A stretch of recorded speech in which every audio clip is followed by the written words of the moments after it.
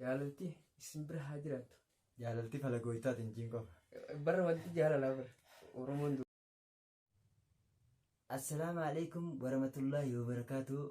Ashama hordoftoota Azalaatu yookaan artistii Alii Baashaadha. Iddoo jirtan maratti salaamanni kiyya kan onnee irraa buqqa'ee sinaa ga'u jecha. Arraan tana gaa maaliin qabadee dhufee naafisaa inni kiyya kun arraan tana akkuma beekamu hojii viidiyoo sanirra oollee akka ajaa'ibaatti bareechinee tolchinee bareechinee waliin naafeenni akkuma guyyaa waliin olletti ammaan tanaas waliin jirra. Duuba viidiyoodhaan maxxansisan osoo hin laalin yaani viidiyoon nan gammachiifne silaan viidiyoo san akka manni hedduun laalee na gammachiisee hin fedha nan gammachiifne garuu immoo hojiin kiyya irra jira. Viidiyoolee akka ajaa'ibaatti tolchinee arraan tana waliin tolchaa ollee walumaan jirra. Akkasitti arraan tana nutis kun walumaan turre artistii keenya Alii Baashaa yookaan yuutuubara keenya Azalaatu akkasii waliin turre irratti hojjechaa oollee akkasii kaanii xumurame jennee yaanna gara fuulduraatti isin ga'u ta'a. Kanaaf kunoo isin komachaa jira kaa kunoo hawaasni bal'aan kun osoo jiru akkamitti hanga kana bikkaan ani yaadin bikkaan yaadi hin geenye jedhee jechaa jira. Kanaaf komii kana gaa akka itti firraa buuftan waliin kan eenyu ta'a jajjabeessaa kana wanni dhaamsi kiyya akkasitti obboleeyyan islaamaa martinuu kan kiristaanaa bikka jirtanitti akka jajjabeessitan isin gaafata jaalalaan. Akkasitti arraan tana gaawwa'u tapha akka ajaa'ibaatti viidiyoo irratti dalayneeti gara xumuraa jirra.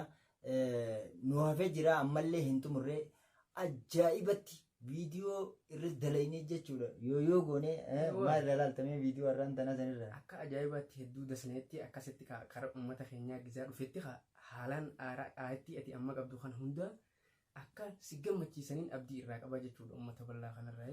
Akkasii bikka inni yaadee olitti isin eenaa jechuudha. Kanaafuu nama gara aartiitti seenee itti deemaa jirudha jechuudha. Jalqaba osoo hin ta'in gara fuula duraatti waan guddaa qabatee waan isinii dhufaa jiruuf jajjabina keessan hamilee teessan irra dhaabbatee akka gaariitti isiniif bam jechuu danda'a jeetii yaada. Kanaaf jajjabina isinirraa hamilla jajjabeessa jajjabaadhaan isiniin ja'a. Dubogaa warreen viidiyoo kiyya arkitanii arraan tana viidiyoo kiyya kaniin tapha gadiin dhiisa jee wanni beeksisa godhesan hedduu hin laalamne na aarsee jira. Santeetis viidiyoo akka ajaa'ibaatti tapharratti hojjedheeti sirbarratti hojjedheetiin bifa miidhagaadhaan as bahaa jira. Guyyaa kanaan gadhiisa jee hin beekamu garuu ammoo hedduu takka waan isa gaddisiisee jiruuf isin kana irraas laaluu hin qabda yeroo jedhu maaliif uummata bal'aa irraa waan dhufeef uummata bal'aa kana keessatti hamileen isaa guddaa waan ta'eef isin abdii teessan waan ta'eef isin jechuudha guddisuu danda'uu qabdan.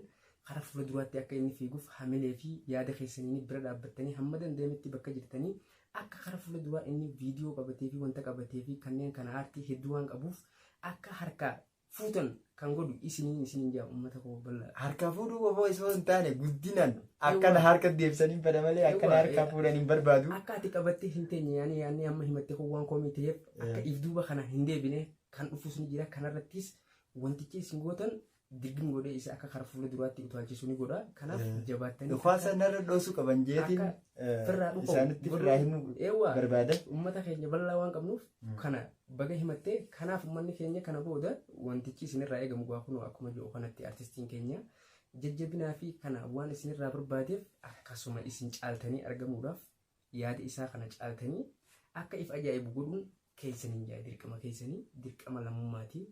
Jabaadhaadha nuuf jajjabeessaan isiniin jaa. Akkasitti gaa pilees Oromootiyya namni viidiyoo kana arkitan viidiyoo tottolchinee babbareechinee istaayila ta'utti akka lammii biraa dabarrutti Oromoo aartii Oromoo keessatti Oromoon aartiin Oromoodhaa gubbaarra akka ta'uuf akka bareedatti hojjechaa jirra. Maaliif yaadni keenya aartii Oromoodhaa guddisuu waan taateef Oromoon akka afaan namaatiin hin boonne afaan keenyaan akka boonnuu fi nuti sirriitti bareechinee tolchinee dalagu jirra.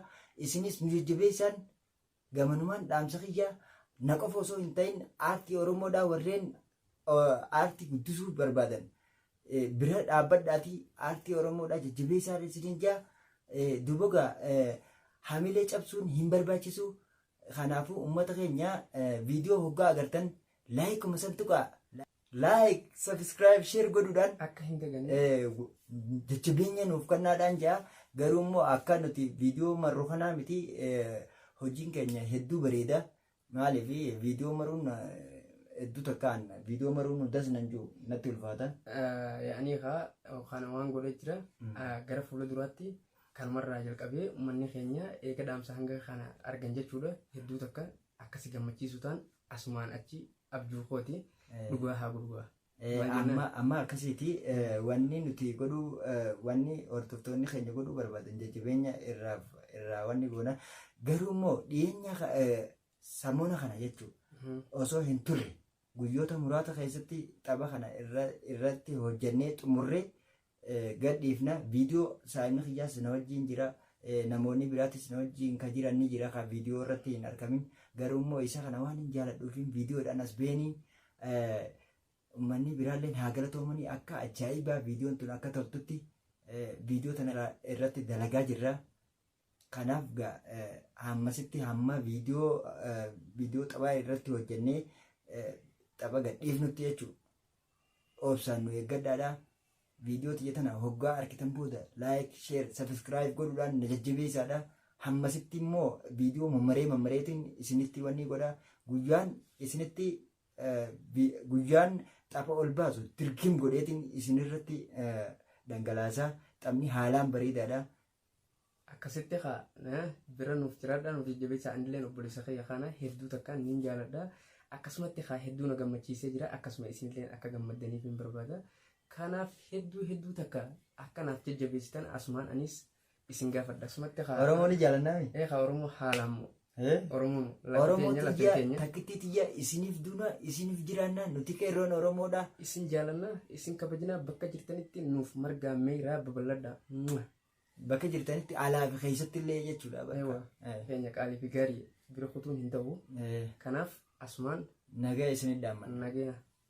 Nagaa isinit dhaammanna.